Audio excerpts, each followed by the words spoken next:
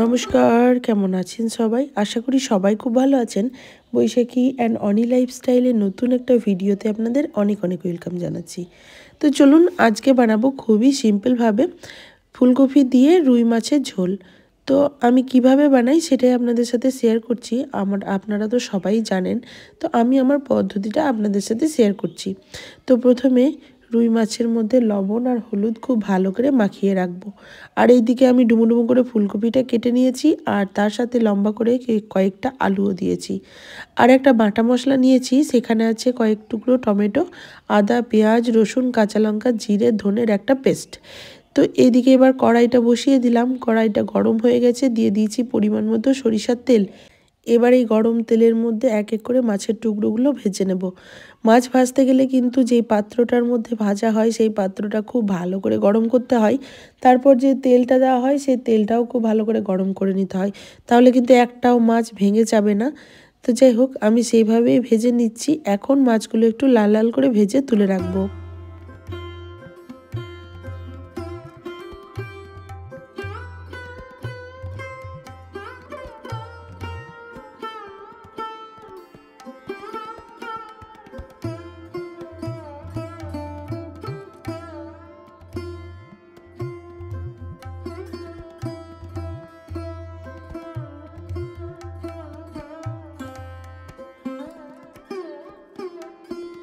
মাছগুলো ভাজা হয়ে গেলে এবার আমি ওই তেলের মধ্যেই যে আলুগুলো রেখেছিলাম কেটে আগে থেকে, তো সেই আলুগুলো একটু ভেজে নেব।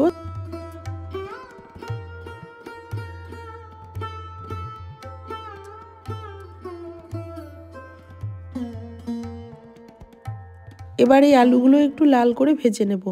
তো আমার আলুগুলো একটু বেশি ভাজা হয়ে গেছে, দেখুন অনেকটাই কালার চলে এসছে। এখন ঝটপট করে আলুগুলো তুলে রাখবো, আর অবশিষ্ট তেলের মধ্যে ফুলকপিগুলো ভেজে নেব।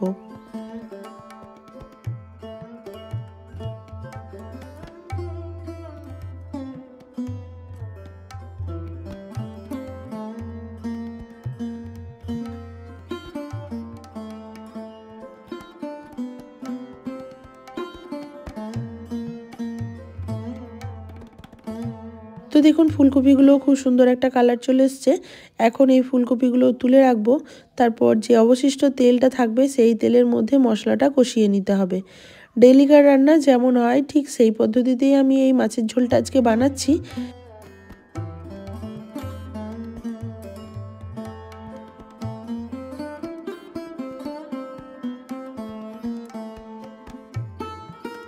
তো তেলের পরিমাণটা একটু কম মনে হচ্ছিল, তাই আর একটু সামান্য তেল ব্যবহার করলাম।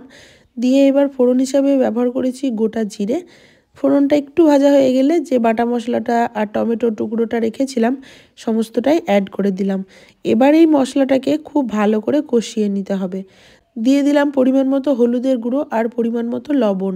লবণটা দেওয়ার ফলে কিন্তু টমেটোটা খুব তাড়াতাড়ি গলে যাবে, আর মশলাটা খুব সুন্দরভাবে কষানোও হবে। আজকে আমি এই রান্নাতে কোনো রকম লঙ্কার গুঁড়ো ব্যবহার করছি না, কাঁচা লঙ্কা বাটা দিয়েছি, এতেই কিন্তু রান্নাটার টেস্ট ভালো আসবে।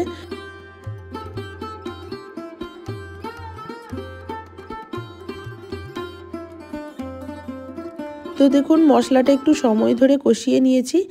এখন আমি এর মধ্যে আগে থেকে ভেজে রাখা ফুলকপি আর আলুর টুকরোটা দিয়ে দেব। দিয়ে মশলার সাথে খুব ভালো করে মিশিয়ে নিতে হবে।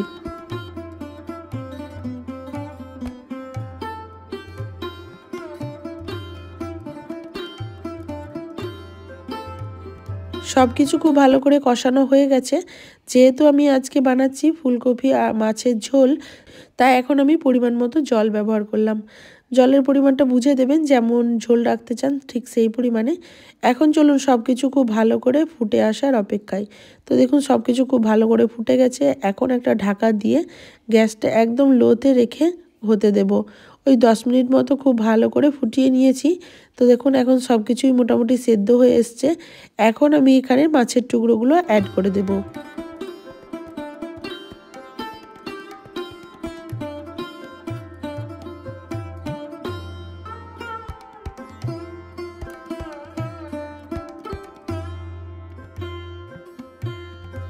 মাছটা দিয়েও কিন্তু আরও 5 মিনিট মতো ফুটিয়ে নিতে হবে, যাতে করে মাছের স্মেলটা পুরো ঝোলের মধ্যে চলে আসে।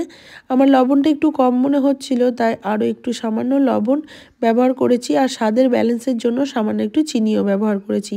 সব কিছু খুব ভালো করে মিশিয়ে নেব। আর আমার ঝোল প্রায় হয়ে এসেছে। সবার শেষে এখানে আমি ধনেপাতা ব্যবহার করব।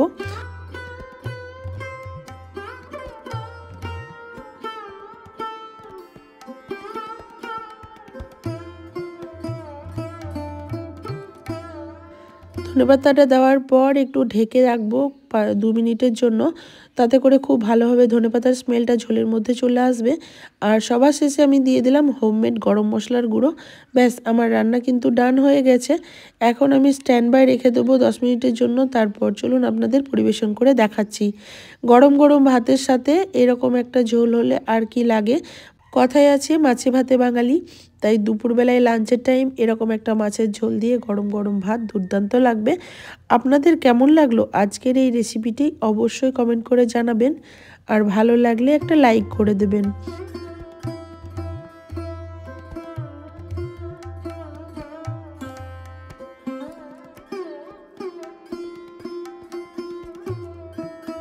তো চলুন এখন আমি পরিবেশন করে নিই।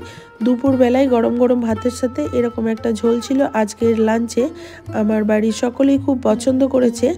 তো আজকের ভিডিওটা এখানেই শেষ করছি। ভিডিওটা কেমন লাগলো অবশ্যই কমেন্ট বক্সে জানাবেন। ভালো লাগলে একটা লাইক করে দেবেন, আর ফেসবুক থেকে দেখে থাকলে অবশ্যই পেজটিকে ফলো দিয়ে রাখবেন। সবাই ভালো থাকবেন, সুস্থ থাকবেন।